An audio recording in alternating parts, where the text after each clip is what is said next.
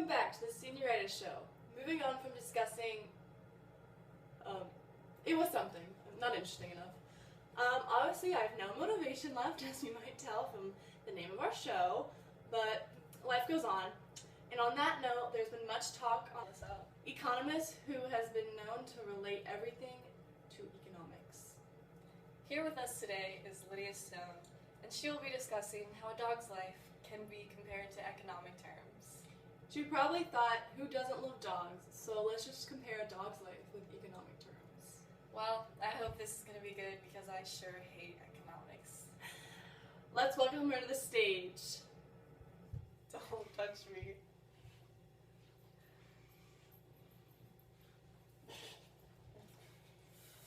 Hi, thanks for having me today. So explain exactly how you're going to fit economic terms into a dog's life. I'm going to be showing videos about a dog named Ellie's food, possessions, the game of fetch, and various other topics.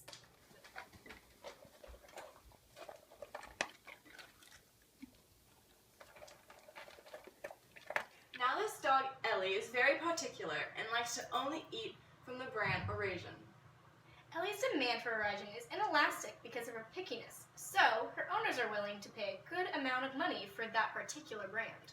But what if for some reason the owner could not purchase the Eurasian brand? Although, sometimes you may find that the pet store will be out of a particular brand, the owner has found that a substitute for Eurasian can be the brand Royal Canine Labrador Retriever food because the dog won't know. Lexi, what are you drawing? Well, Lydia talking about the dog's fin for Eurasian being inelastic got me wondering what the graph would look like, so I'm drawing it out. Do you want to see? I do.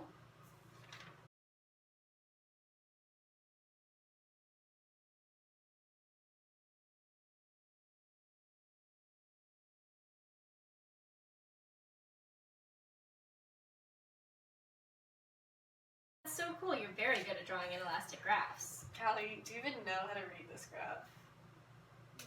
Not really. Well, basically it's showing that no matter what the cost is, you'll always buy 3 bags of Eurasian dog food. That's exactly it. Oh well, I still really don't care. Your mouth is literally wrong. Now, to continue, I'm going to be discussing how dogs possess both durable and non-durable goods. Most dogs wear collars, and from it just being around their neck, it doesn't get a lot of wear and tear. Could you explain to our audience your definition of what a durable and non-durable good is? Of course. Durable goods have to last more than 3 years, like a car or a bike. Non-durable goods, however, are short-term items such as food or clothing. So we can relate these collars back to being a durable good because the collar can last a long time, unlike some of Ellie's toys that could only last a couple months, which is an example of non-durable good. Because a dog uses their sharp teeth to play with the toys, they're often destroyed quickly, making it a non-durable good. Paw, Ellie, paw.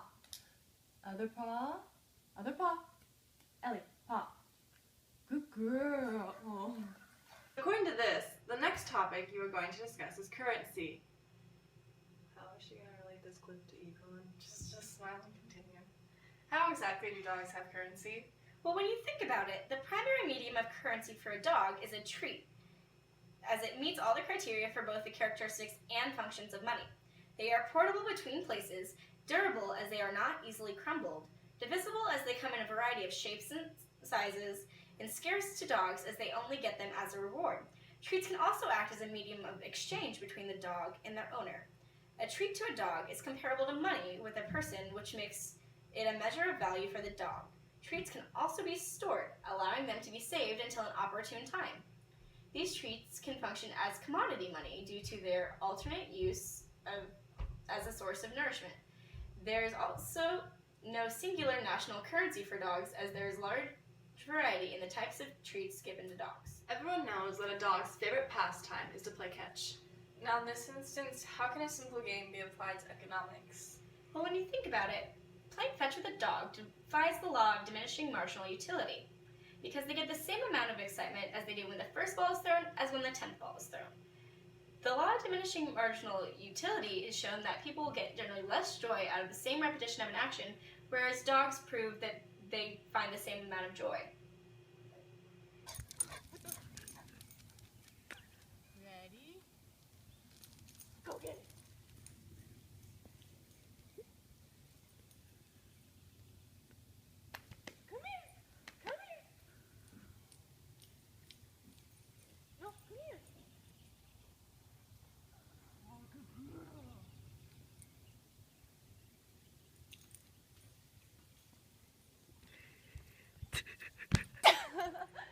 Now, the way that ball was thrown reminded me of a different graph. The arc matched that of a production possibilities curve.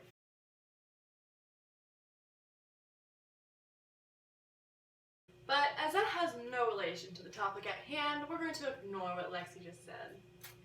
Okay, Callie. We're almost done, ladies. Be cordial with one another for a moment. Okay. Well, there you have it, folks. You really can relate economics to everyday life and a dog. Thank you for having me. Thanks for coming. Well, that was boring.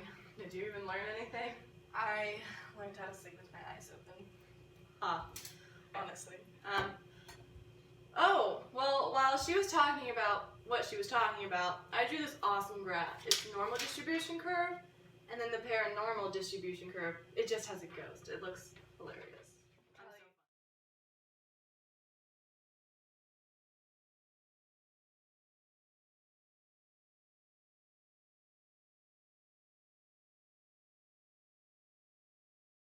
Terrible joke. Do you not see the ghost? Stop! Whatever. Anyway, well, thank you for our audience for joining us today, and I hope you survived that very lengthy economics discussion. As we wrap up today's show, we'd like to give a shout out to Dan Bates for hopefully not failing us and letting us graduate high school.